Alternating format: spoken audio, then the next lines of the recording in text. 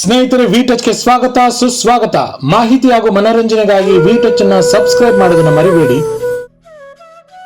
ಸ್ನೇಹಿತರೆ, ಇಂದಿನ ಜಮಾನದಲ್ಲಿ credit card ಬಳಕೆ ಕೇವಲ ನಗರ ಪ್ರದೇಶಗಳಿಗೆ ಮಾತ್ರ ಸೀಮಿತವಾಗಿಲ್ಲ. ಸಣ್ಣ ಪುಟ್ಟ ಕೆಲಸ ಮಾಡಿಕೊಂಡಿರುವಂತಹ ಹುಡುಗರು ಕೂಡ ಕೈಯಲ್ಲಿ ಕ್ರೆಡಿಟ್ ಕಾರ್ಡ್ನ ಹಿಡಿದುಕೊಂಡು ಓಡಾಡ್ತಾ ಇರ್ತಾರೆ. ಹಲವು ಕಂಪನಿಗಳು ಹಾಗೂ ಬ್ಯಾಂಕ್ಗಳು ಯಾವುದೇ ವೆಚ್ಚವಿಲ್ಲದೆ ಫ್ರೀಯಾಗಿ ಕ್ರೆಡಿಟ್ ಕಾರ್ಡನ್ನು ನೀಡ್ತವೆ. ಅವರು ನೀಡಲಿರುವ ಲಿಮಿಟ್ ಅನ್ನು ನೀವು ಮುಟ್ಟಿದ ಬಳಿಕ ನಿಮ್ಮ ವಾರ್ಷಿಕ ಶುಲ್ಕ ಕೂಡ ರದ್ದು ಮಾಡುವಂಥ ಆಫರ್ಗಳು ಕೂಡ ನೀಡ್ತವೆ. ರಿವಾರ್ಡ್ ಪಾಯಿಂಟ್ಗಳು ಹಾಗೂ ಆಫರ್ಗಳ ಆಕರ್ಷಣ ಬಲೆಗೆ ಬೀಳುವ ಜನ ಕ್ರಮೇಣ ತಮ್ಮ ಕ್ರೆಡಿಟ್ ಕಾರ್ಡ್ನ ಸಾಲವನ್ನು ಹೆಚ್ಚಿಸ್ಕೊಳ್ತಾ ಹೋಗ್ತಾರೆ.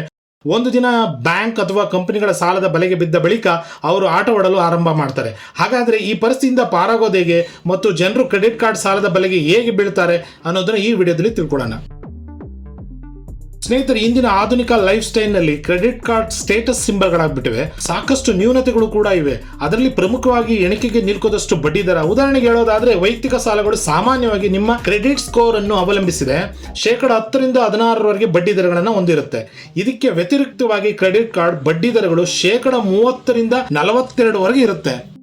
ಇದರ ಅರ್ಥ, ನೀವು ಪಡೆದುಕೊಂಡಿರುವಂಥ 1 ಲಕ್ಷ ರೂಪಾಯಿ ಕ್ರೆಡಿಟ್ ಕಾರ್ಡ್ ಸಾಲಕ್ಕೆ 30,000 42,000 ಬರೀ ಬಡ್ಡಿಯೇ ಇರುತ್ತೆ. ಅತಿಯಾಗಿ ಖರ್ಚು ಮಾಡೋ ಜನರು ತಮ್ಮ ಬಿಲ್ಗಳನ್ನು ಪೂರ್ಣವಾಗಿ ಪಾವತಿ ಮಾಡಲು ವಿಫಲವಾದಾಗ ಮಾತ್ರವೇ ಕ್ರೆಡಿಟ್ ಕಾರ್ಡ್ನ ಹೊನ್ನ ಶೂಲ ಇರಿಯಲು ಆರಂಭಿಸುತ್ತೆ. ಕೆಲವರಲ್ಲಿ ಕ್ರೆಡಿಟ್ ಕಾರ್ಡ್ನ ಬಿಲ್ನ ಬಗ್ಗೆ ಕೆಲವು ತಪ್ಪು ಮಾಹಿತಿ ಇದೆ. ಏನಪ್ಪಾ ಅಂತ ಹೇಳಿದ್ರೆ, ಬಿಲ್ನ ಒಂದು ಭಾಗವನ್ನು ಪಾವತಿಸುವುದರಿಂದ ಉಳಿದ ಬಾಕಿಗೆ ಮಾತ್ರ ಬಡ್ಡಿ ಬರ್ತದೆ ಅಂತ ಕೆಲವರು ತಪ್ಪಾಗಿ ತಿಳ್ಕೊಂಡಿದ್ದಾರೆ. ಗಮನ ಇರಲಿ, ನೀವು ಸಂಪೂರ್ಣ ಮೊತ್ತವನ್ನು ಪಾವತಿಸ್ತಾ ಇದ್ರೆ ಸಂಪೂರ್ಣ ಬಾಕಿ ಉಳಿದಿರುವಂತ ಮೊತ್ತಕ್ಕೆ ಬಡ್ಡಿಯನ್ನು ವಿಧಿಸಲಾಗುತ್ತೆ.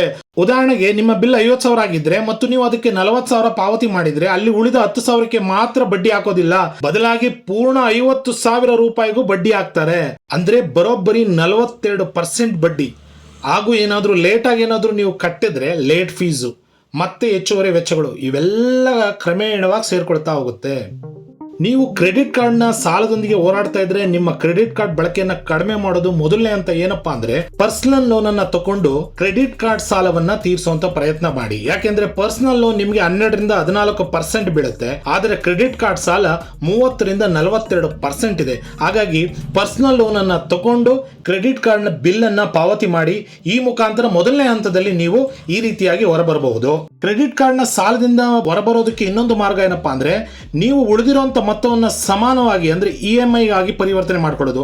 ನಿಮ್ಮ ಕ್ರೆಡಿಟ್ ಕಾರ್ಡ್ ಕಂಪನಿಯೊಂದಿಗೆ ಮಾತಾಡಿ, ಉದಾಹರಣೆ ನೀವು 1 ಲಕ್ಷ ಬಾಕಿ ಇದ್ರೆ ಮತ್ತು ಅದನ್ನು ಪೂರ್ಣವಾಗಿ ಪಾವತಿಸಲು ಸಾಧ್ಯವಾಗದಿದ್ರೆ ನೀವು EMI ಯೋಜನೆಯನ್ನು ಆರಿಸಿಕೊಳ್ಳಬಹುದು.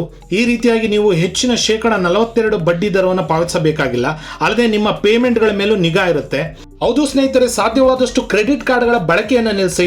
ಕ್ರೆಡಿಟ್ ಕಾರ್ಡ್ಗಳು ಎಷ್ಟು ಅನುಕೂಲ ಇದೆಯೋ ಅಷ್ಟೇ ಅನಾನುಕೂಲನೂ ಕೂಡ ಉಂಟು. ಒಂದು ಸಣ್ಣ ತಪ್ಪು ಗ್ರಹಿಕೆ ನಿಮ್ಮ ಗಮನಾರ್ಹ ಸಮಸ್ಯೆಗಳಿಗೆ ಕಾರಣ ಆಗಬಹುದು. ನಿಮ್ಮ ಖರ್ಚಿನ ಬಗ್ಗೆ ಗಮನ ಹರಿಸುವುದು ಅತ್ಯಗತ್ಯ ಮತ್ತು ನೀವು ಪಾವತಿಸಲು ಸಾಧ್ಯವಿರುವಷ್ಟು ಮಾತ್ರವೇ ಹಣವನ್ನು ಪಡೆಯಿರಿ. ನಿಮ್ಮ ಕ್ರೆಡಿಟ್ ಕಾರ್ಡ್ ಬಳಕೆಯೊಂದಿಗೆ ಸ್ಮಾರ್ಟ್ ಮತ್ತು ಕಾರ್ಯತಂತ್ರದ ಮೂಲಕ ನೀವು ಸಾಲಕ್ಕೆ ಬೀಳುವುದನ್ನು ತಪ್ಪಿಸ್ಕೋಬಹುದು. ಸ್ನೇಹಿತರೆ, ಆಧುನಿಕ ಜೀವನ ಶೈಲಿಯಲ್ಲಿ ಸಾಲವು ಅನಿವಾರ್ಯವಾಗಿದೆ. ಸಾಲವು ಮಿತಿಯಲ್ಲಿರಲಿ ಅಥವಾ ಸಾಲ ರಹಿತ ಜೀವನ ನಿಮ್ಮದಾಗಲಿ ಅಂತ ಹೇಳ್ತಾ ವಿ ಟಚ್ ನ ಲೈಕ್ ಮಾಡಿ, ಶೇರ್ ಮಾಡಿ, ಸಬ್ಸ್ಕ್ರೈಬ್ ಮಾಡಿ. ಧನ್ಯವಾದಗಳು.